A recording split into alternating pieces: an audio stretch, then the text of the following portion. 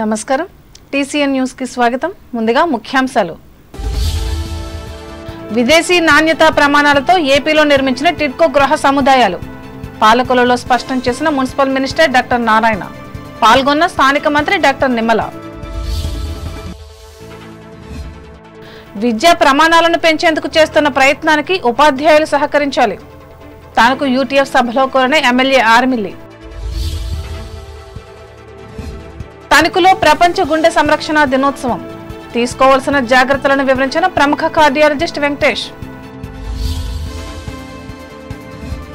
దసరా వేడుకల్లో భాగంగా తణుకులో మహిళలకు నిర్వహించిన పిండి వంటల పోటీలు ఆధ్వర్యం వహించిన ఆంధ్ర షుగర్స్ మానవ వనరుల విభాగం పవన్ కళ్యాణ్ ప్రాయశ్చిత దీక్షకు మద్దతుగా తూర్పు విప్పరులో కొనసాగుతున్న రిలే నిరాహార దీక్ష రావులపాలెం లంకల్లో కనిపించిన చిరుతపులి చెప్పిన మత్స్యకారులు గాలిస్తున్న అటవీ శాఖ అధికారులు దేశ విదేశాల్లో పేదల గృహ నిర్మాణాలను పరిశీలించి రాష్ట్రంలో అత్యుత్తమమైన టిడ్కో గృహ సముదాయాలను నిర్మించడం జరిగిందని రాష్ట్ర పురపాలక పరిపాలన పట్టణాభివృద్ధి శాఖ మంత్రి డాక్టర్ పొంగునూరి నారాయణ తెలిపారు. పాలకొల్లు పట్టణంలో పలు అభివృద్ధి పనులు నిలిచిపోయిన టిడ్కో గృహాలను ఆదివారం ఆయన రాష్ట్ర జలవనరుల అభివృద్ధి శాఖ మంత్రి డాక్టర్ నిమ్మల రామానాయుడుతో కలిసి పరిశీలించి అనంతరం మీడియాతో మాట్లాడారు.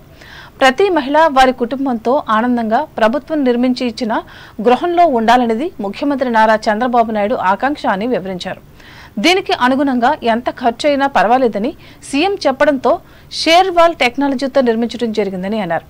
ఇంటికి ఉన్న ప్రధాన ద్వారం టేకు దర్వాజా, నాణ్యమైన టైల్స్, వంటింట్లో కిచెన్ గట్టుకు బ్లాక్ గ్రానైట్ రాయి తదితర సామాగ్రిని వినియోగించడం జరిగిందని అన్నారు. ఈ పట్టణ అభివృద్ధికి సహకరించడంతో పాటు ప్రతి గృహానికి మంచినీటి కుళాయిలను ఏర్పాటు చేస్తామని అన్నారు. కాగా ఈ పర్యటనలో భాగంగా ముందు మంత్రి జిల్లా కేంద్రమైన భీమవరంలోని ఎమ్మెల్యే పులపర్తి రామాంజనేయులను మర్యాదపూర్వకంగా కలిశారు. ఈ పురపాలక సంఘానికి సంబంధించిన మున్సిపల్ ఎన్నికలపై చర్చించారు.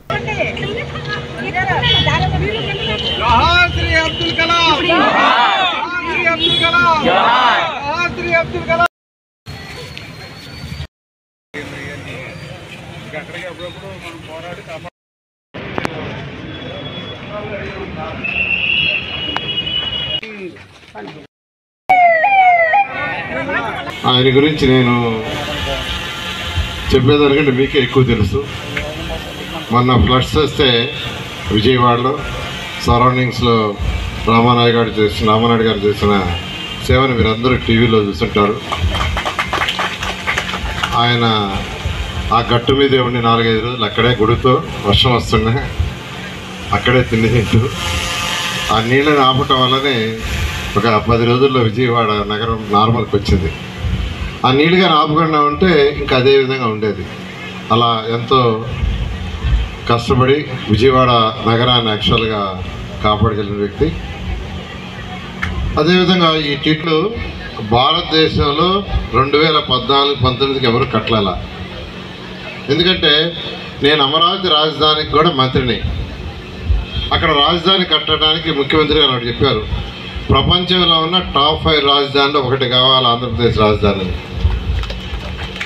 సో దానికోసంగా అనేక దేశ విదేశాలు తిరిగారు.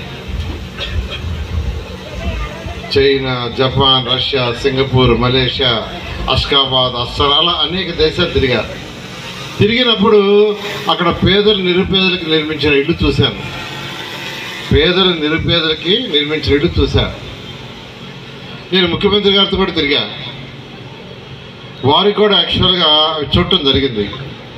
అవన్నీ చూసిన తర్వాత ముఖ్యమంత్రి గారు నాకు ఒకటి చెప్పారు, ఒక మాట అన్నారు, నారాయణ, ప్రతి మహిళ తన భర్తతో పిల్లలతో ఆనందంగా ఉండే ఇల్లు కట్టు, ఎంత ఖర్చైనా పర్వాలేదు. ఈ కార్యక్రమంలో జిల్లా కలెక్టర్ చదలవాడ నాగరాణి, మాజీ ఎమ్మెల్సీ అంగర రామ్మోహన్ రావు, జనసేన బీజేపీ ప్రతినిధులు పాల్గొన్నారు.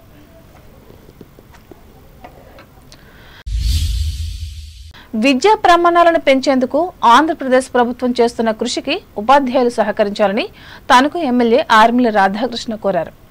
యూటీఎఫ్ గా పేరొందిన ఆంధ్రప్రదేశ్ ఐక్య ఉపాధ్యాయ ఫెడరేషన్ స్వర్ణోత్సవాల సందర్భంగా తణుకు ఎస్కేఎస్టీ విద్యా సంస్థల ప్రాంగణంలో ఉపాధ్యాయులకు ఏర్పాటు చేసిన క్రీడా పోటీలను ఆదివారం ఆయన ప్రారంభించి మాట్లాడారు. ప్రముఖ ఉపాధ్యాయ సంఘంగా పేరొందిన యూటీఎఫ్ 50 ఏళ్ల నుంచి టీచర్ల హక్కుల కోసం పనిచేయడం అభినందనీయమని అన్నారు.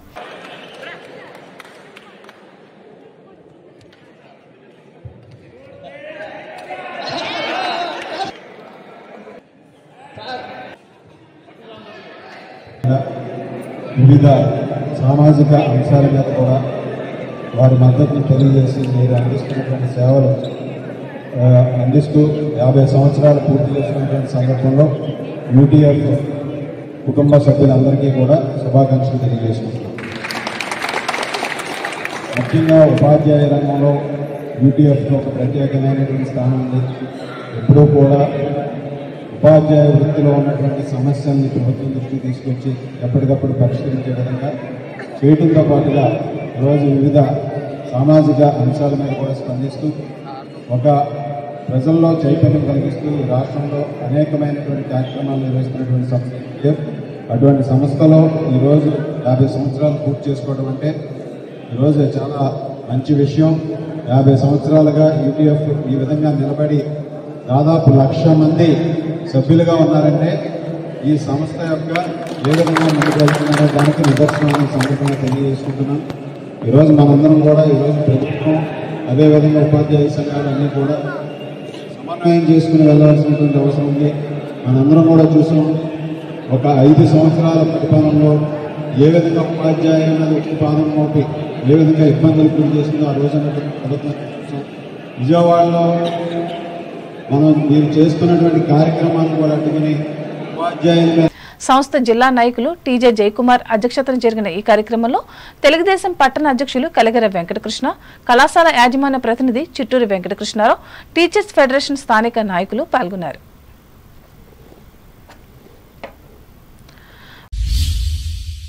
ప్రపంచ గుండె సంరక్షణ దినోత్సవాన్ని తణుకులో ఆదివారం నిర్వహించి ఈ అంశంపై అవగాహన కల్పించారు. ఈ సందర్భంగా టీసీఎన్ ప్రత్యేక కథనం అందిస్తోంది. అమ్మ కడుపులో పడగానే 25 రోజుల నుంచే గుండె కొట్టుకోవటం మొదలవుతుంది. అలా ఈ గుండె తన సవ్వడిని జీవితాంతం కొట్టుకుంటూనే ఉంటుంది.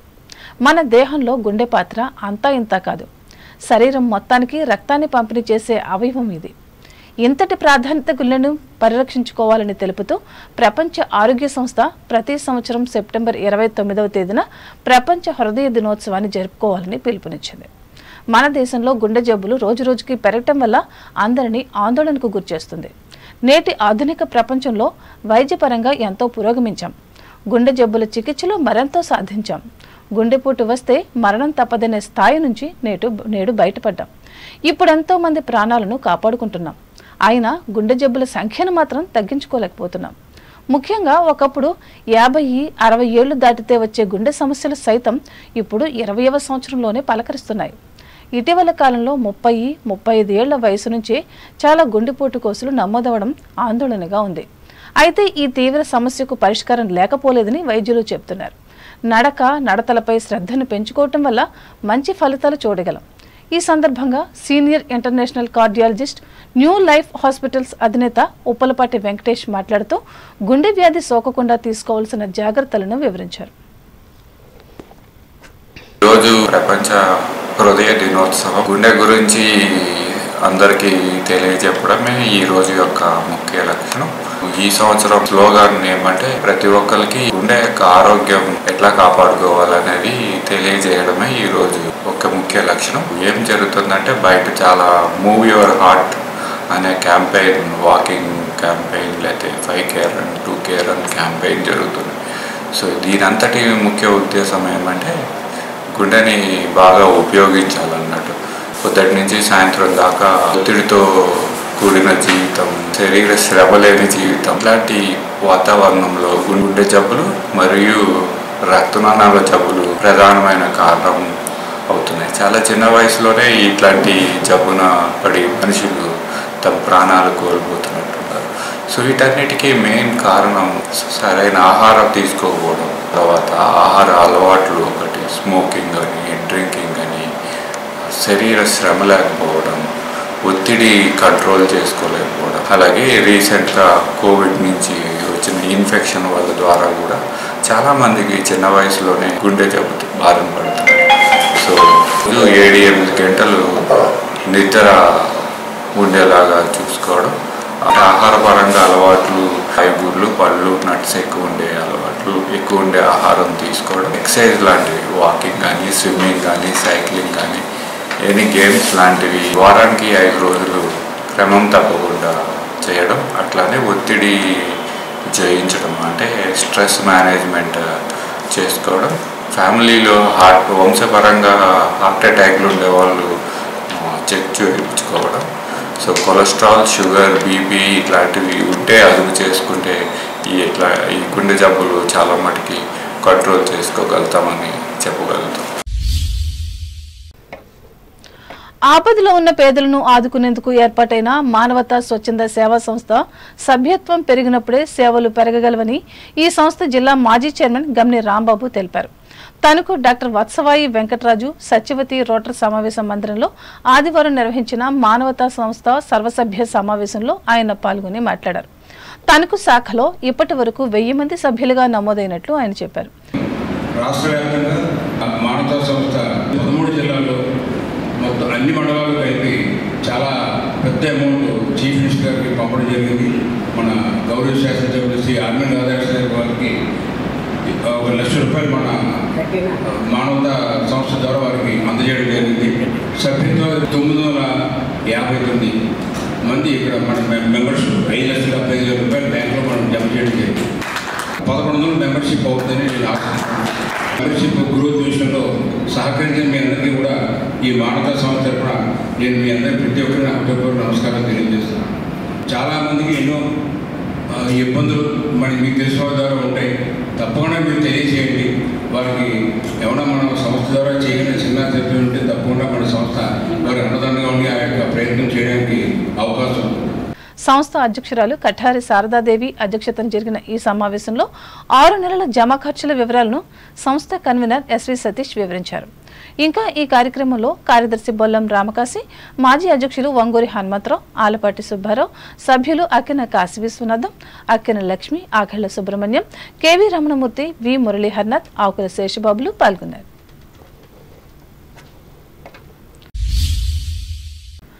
ది ఆంధ్ర షుగర్స్ లిమిటెడ్ ప్రతి ఏటా నిర్వహించే దసరా ఉత్సవాల్లో భాగంగా ఈ ఏడాది కూడా ఘనంగా నిర్వహించేందుకు ఏర్పాట్లను సిద్ధం చేశారు. ఇందులో భాగంగా ఫ్యాక్టరీ సిల్వర్ జూబ్లీ పార్క్లో ఉన్న ముళ్లపూడి తిమ్మరాజు హైస్కూల్ ఆవరణలో ఆదివారం మహిళలకు పిండి వంటలు, ముగ్గుల పోటీలు నిర్వహించారు. ఈ మేరకు ఫ్యాక్టరీకి చెందిన ఉద్యోగుల కుటుంబాల వారు, ఇతరులు ఉత్సాహంగా పాల్గొని తమ ప్రతిభా పాఠవ్యాలను ప్రదర్శించారు. ఆసక్తికరంగా సాగిన ఈ పోటీలకు ముళ్లపూడి పాలిటెక్నిక్ కళాశాల mathematics lecturer Edupuganti Baby Kalyani, Jhansi eye care hospital అధినేత డాక్టర్ చెరుకూరి ఝాన్సీ రాణి, బంగారు సునందులు న్యాయ నిర్ణేతలుగా వ్యవహరించారు. ఈ కార్యక్రమాన్ని ఆంధ్ర షుగర్స్ మానవ వనరుల అభివృద్ధి విభాగం general manager Adusumilli Sambasivarao, labour welfare officer Polepally Srinivasulu పరిశీలించారు.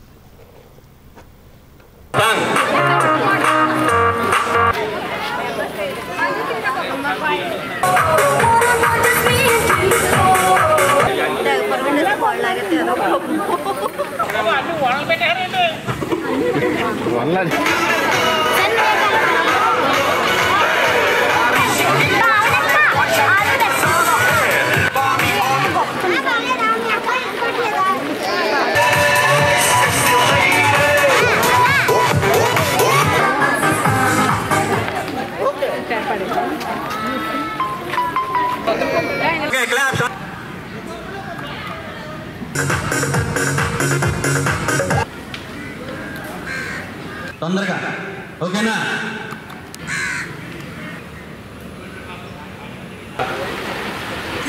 అందరూ ఓకేనా? ఓకే, కన్ఫర్మ్ కదా?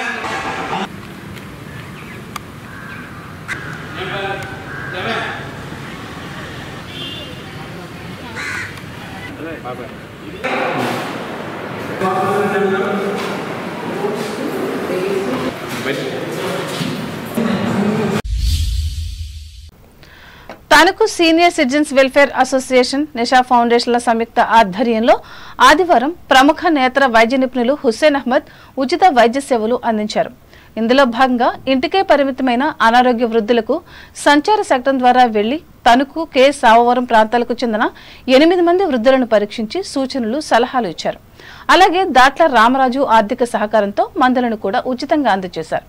ఈ అరుదైన ఆదర్శ సేవా కార్యక్రమానికి సంఘ కోశాధికారి అర్జీ భాస్కర్ నర్సింగ్ సిబ్బంది సహకరించారు. ఇప్పుడు ప్రకటనలు.